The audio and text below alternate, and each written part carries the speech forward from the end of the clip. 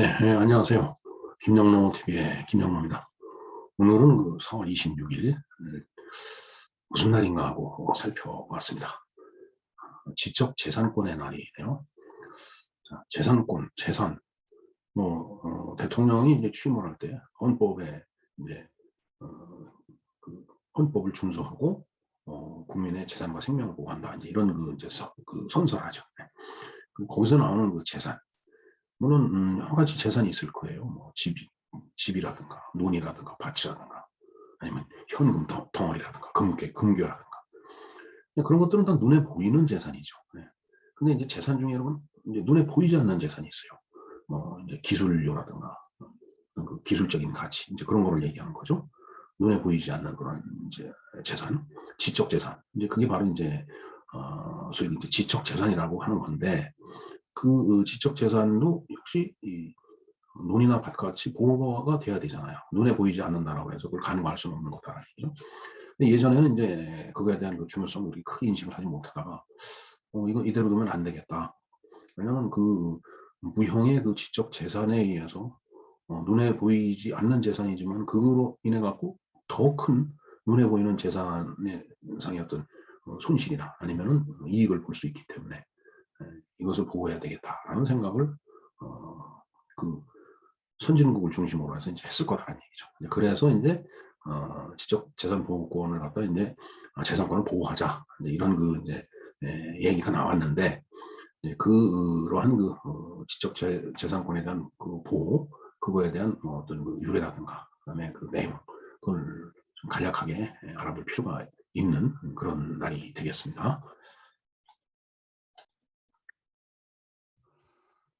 세계 지적 재산의 날에 대해서 알아보겠습니다. 세계 지적 재산의 날, World Intellectual Property Day. 그러니까 인텔렉츄얼이 지적인 그런 거죠. 프로퍼티가 재산입니다. 자산. 그러니까 World 세계 지적 재산의 데이 날. 하여튼 이 날은 UN 산하기구가 있습니다. 세계 지식재산권 기구 WIPO네요. 그러니까 World Intellectual Property Organization이 되겠네요. 세계 지식재산권 기구가 2000년에 지정한 국제기념일이다. 날짜는 4월 26일이다. 바로 오늘이 되겠습니다. 1970년 4월 26일 세계 지식재산권 기구가 현재의 체제로 출범한 데서 해당 날짜로 이제 지정이 됐다. 한 50여 년 전에 이제 세계 지식재산권이라는 인식이 이제 이때부터 이제 어떤 정립이 됐다라고 이렇게 보면 되겠습니다. 글쎄요, 70년이면 이제 제가 고등학교 다닐 때인데, 그때 뭐 제가 어려서 몰라서 이제 그랬지, 이제 그때부터 이런 얘기가 이제 있었네요. 하지만은 그 위에 보면은 2000년에 이제 국제기념일로 지정한 걸로 봐서는 한 30년 동안 이걸 갖고 이제 설왕설래하고 뭐 이제 점점 체계를 갖춰오다가 2000년에 이제 이런 그러니까 지적재산의 날 국제기념일로 이제 지정을 하게 이제 된 거죠. 한번 볼까요? 1970년 4월 26일 세계 지식재산권 기구가 현재의 체제로 출범한 데서 해당 날짜로 지정이 됐다. 전 세계 국가들에 대해 지적재산권 보호의 중요성을 기림과 동시에 각국의 지적재산권 보호 의식을 고취시키기 위해서 제정한 날이다. 자, 그러니까 그 이전에는 이 지적재산권이라는 그 개념도 불투명했을 거고 불명했던 거죠. 그걸 이제 보호해야 된다는 의식도 이제 높지 않았다라는 이제 그런 얘기가 되겠습니다. 자, 이제 우리나라를 볼까요? 대한민국에서는 2010년 세계 지적재산의 날을 맞아. 그러니까 2000년에 이제 국제기념일로 지정했으니까 2010년에는 이제 10회째 재산의 날이 됐겠네요. 지식재산 강국 추진 협의회가 우리나라도 이제 지식재산 강국 추진 협의회라는 게 이제 만들어진 거예요. 뭐 세계적인 추세가 그러니까 뭐 따라가지 않을 수가 없는 거고 또 그러려면 저런 기구가 만들어져서 전문가들이 모여서 일을 해야 되겠죠. 그래서 그런 협의회를 만들고 그 협의회가 지식재산 강국을 만들기 위한 6대 핵심 과제를 선정을 하여 그 추진을 대한민국 정부에 건의하였으며 우리 정부에 건의를 했다는 얘기죠. 그 다음에 이제 2011년 그 다음 해네요. 세계 지적재산의 날에는 중국에서 해적판 근절 캠페인이 열려 대량의 해적판 영상 및 출판물 2,600만여 건이 폐기 처분되기도 하였다. 와, 2,600만여 건 엄청난 거죠. 중국에서 이제 해적판 근절 캠페인이 열렸다라고 하는데, 사실은 이 지적재산권이 선진국에서는 이제 보호가 일찍부터 많이 되어 왔죠. 근데 이제 후진국만 하더라도 이제 이에 대한 개념이 부족하고, 그것까지 이렇게 챙겨갖고서 국가 경제를 꾸려나가고 끌고 나갈 수 있는 그런 여력이 이제 부족한 거죠. 그러다 보니까 이제 GDP가 높은 나라는 빨리 가고, 그렇지 못한 나라는 이제 천천히 이제 가게 되는 건데, 거기서 이제 법정 분쟁이 이제 막 이제 나타나고 이제 그런 거죠. 네. 자, 그래서 지적 재산이라는 게 그럼 도대체 뭐냐 한번 보고 오도록 하겠습니다. 우리가 위키 백과의 내용이 있고, 그다음에 다음 백과 내용이 있는데, 위키 백과 내용은 상당히 이제 내용이 상당하고 장황합니다. 그래서 우리가 다음 백과 내용을 보기로 하죠. 자, 지식재산권. 요약을 한마디로 한다면 인간이 지적 창조물에 대해서 법이 부여한 권리다라는 얘기예요. Intellectual Property Rights. 재산권이니까 right가 붙었겠죠. 자, 이 그림을 한번 볼까요? C, 이게 copyright. 재산권을 얘기하는 겁니다.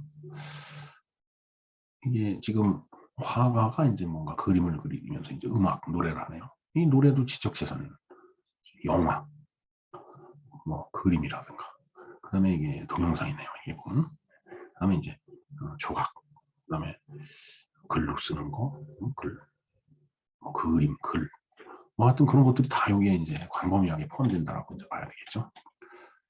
자, 지적재산권은 지적 능력을 가지고 만들어낸 창작물에 대한 권리를 말하는데, 크게 저작권과 산업재산권으로 나뉩니다.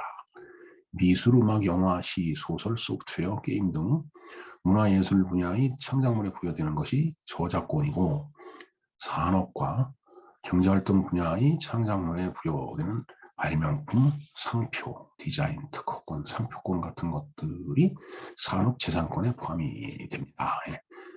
지적재산권은 이제 저작권과 산업재산권을 하는데, 저작권이라고 하는 것은 창작물이고, 그다음에 산업재산권이라고 하는 것은 뭐 발명품, 상표, 디자인, 특허권 이런 류가 이제 산업재산권에 포함이 된다는 얘기예요. 자, 특히 음악이나 소설 작품 등으로 인해 가장 많이 알려진 저작권의 경우 작가가 사망한 이후에도 짧게는 50년에서 길게는 70년까지 보호를 받을 수 있습니다. 반면 산업재산권은 특허청의 심사를 받아야만 등록할 수 있고 보호기간이 10년에서 20년으로 저작권에 비해서 짧습니다. 그런 차이가 있네요. 그렇다면 이와 같은 지식재산권은 왜 필요할까요?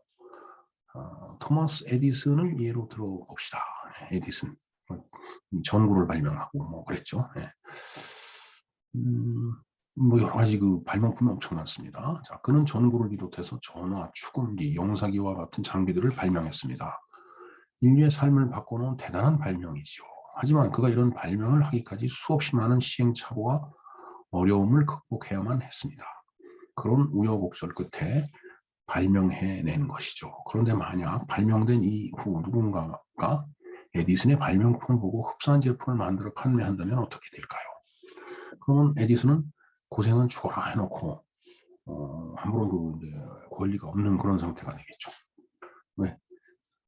이미 발명된 걸 누군가 그걸 보고 모방을 해서 흡사한 제품을 만들기는 쉽기 때문에. 자, 이렇기 때문에 창조적인 발명품에는 법적인 보호가 필요한 것입니다. 이처럼 지식재산권은 인간이 지적 창조 활동으로 말미암아 만들어진 결과물에 대한 권리를 말합니다. 많은 사람들이 개인이 창조력을 충분히 발휘할 수 있는 환경을 만들어주며 창조적인 활동을 통해 만들어진 권리를 법적으로 보호해주는 역할을 하죠. 이런 내용이 바로 그 지식재산권이 이제 되겠습니다. 그래서 그런 지식재산권을 보호하는 그런 이제 그 나라를 이렇게 지정을 해서 사람들 머릿속에 자꾸 이제 그 중요성을 갖다 고취시켜 주는 거예요. 네. 그래서 바로 오늘 4월 26일이 세계 지적 재산의 날이다. 근데 여기 이제 아까 중국에서 해적판 근절 캠페인이 열려 그런데 해적판 이런 얘기가 나왔습니다. 해적판 이거 참 그 학교 다니면서부터 엄청 많이 들어본 용어죠. 해적판. 도대체 해적판이 뭐냐 이거예요. 해적판. 이 해적이라고 하는 것은 바다에 있는 도적이죠. 글쎄요, 뭐 이런 외국의 어떤 어떤 지식을 갖다가 이렇게 물을 건너와 갖고서 왔는데 그거에 대한 어떤 값을 지불하지 않고 그냥 그걸 막 복제해서 쓰고 그러니까 그래서 해적판이라고 했나요? 해적판의 그 유래에 대해서는 제가 잘 모르겠습니다. 한자 이야기, 낱말 이야기에서 한번 찾아보도록 하겠습니다. 자, 해적판의 의미를 볼까요? 저작권자의 허가 없이 불법으로 복제되어 나온 책이나 음반, 소프트웨어 따위를 이르는 말이다. 사실 외국에서 아주 중요한 책이 나왔어요. 그럼 정식으로 한다면은 이제 우린 이제 이쪽에서 이제 그 저자한테 이거 내가 번역을 한국말로 번역을 해갖고서 이제 한국 시장에 뿌리겠어. 그러면 그거에 대한 당연히 그 저작권에 대한 대가, 뭐 로열티 같은 거를 줘야 되겠죠. 근데 그걸 안 주고서 사실 뭐 미국 땅에서 나온 책이지만 내가 들어오면서 한 권 사왔는데 그 뭐 사실 그 인쇄소에 이렇게 맡기면 아주 똑같이 만들어내거든요. 그럼 정말 저희들도 그랬어요. 마치 원서를 진짜 미국에서 발행한 거 똑같은 책을 이제 해적판을 이렇게 사서 이제 공부를 하고 그랬는데 그때가 뭐 70년대니까 사실 이제 그런 개념이 부족했을 때죠. 근데 지금은 아마 이제 그렇진 않을 겁니다. 모든 것이 다 지적 재산권에 대한 대가를 다 지불하고 뭐 이제 복사도 되고 복제도 되고 그다음에 뭐 노래 같은 경우는 이제 들을 수 있고 소프트웨어도 사용할 수 있고 뭐 그런 거죠. 책도 마찬가지죠. 글쎄요, 참 이거 좀 우스꽝스러운 얘기인데 이제 소프트웨어를 이제 개발을 하잖아요. 그럼 이제 우리가 뭐 한글 워드 프로세서도 그렇고 이제 뭐 이런 거 갖다 사실 막 복사를 해서 이제 각자 컴퓨터에다가 이제 복사하고 이걸 쓰고 그랬거든요. 근데 이제 지금은 이제 그런 것들이 이제 허용이 안 되죠. 그리고 또 그렇게 해서는 안 되고요. 저도 한때는 이제 그렇게 별 생각 없이 막 이제 복제된 걸 갖다 쓰고 그러다가 그런 것들이 또 이렇게 조사하는 사람들이 있어요. 그래서 이제 그런 사람들이 뭐 조사도 나오고 뭐 이렇게 하는데 그런 것 때문에 또 뭐 안 좋은 소리 듣고 뭐 이러느니 아예 그냥 다 사서 쓰는 게 그게 또 정당한 거고 또 그게 올바른 길이죠. 요즘은 그렇게 몰래 복제해서 쓰는 소프트웨어도 그렇게 뭐 흔하거나 많지 않을 거라고 생각이 됩니다. 네, 이렇게 우리가 해적판까지 한번 알아와 봤습니다. 해적판이라는 그 용어가 나왔기 때문에 제가 한번 해적판에 대해서 한번 뜻을 갖다 조사를 해 봤습니다. 그러나 왜 그걸 해적판이라고 바다의 도적이다라고 그렇게 용어를 우리가 붙이게 됐는지 그 유래에 대해서는 제가 잘 모르겠습니다. 나중에 한번 조사를 해보도록 하겠습니다. 네, 이상과 같이 세계 지적재산 보호권의 날, 지적재산에 대해서 우리가 알아보았습니다. 뭐 눈에 보이지 않는다라고 해서 간과해서는 안 되겠죠. 오히려 눈에 보이지 않는 이 지식, 이것이 눈에 보이는 뭐 전답이라든가 건물 이런 것보다는 훨씬 더 값어치 있고 또 많은 그 2차적인 그런 재산을 갖다 만들어낼 수 있는 그런 기능과 역할과 능력이 있다라는 그런 얘기로 가름할 수 있을 것 같습니다. 사실 제가 어렸을 때라기보다도 한 2, 30년 전하고 지금을 생각해 보면 세상은 너무나 큰 차이가 있습니다. 그때 당시에는 뭐 인터넷이라고 하는 것도 별반 그렇게 이제 크게 뭐라 그럴까 보급돼 있지도 않았었고, 그다음에 컴퓨터라는 것도 그게 컴퓨터 기술이라고 하는 것도 이제 그런 것들이 하여튼 엄청난 그 세상의 변혁을 만들어 왔죠. 그리고 가히 상상할 수 없는 그런 그 세계를 지금 바로 목전에 두고 있는 거 아닌가 하는 그런 생각을 해봅니다.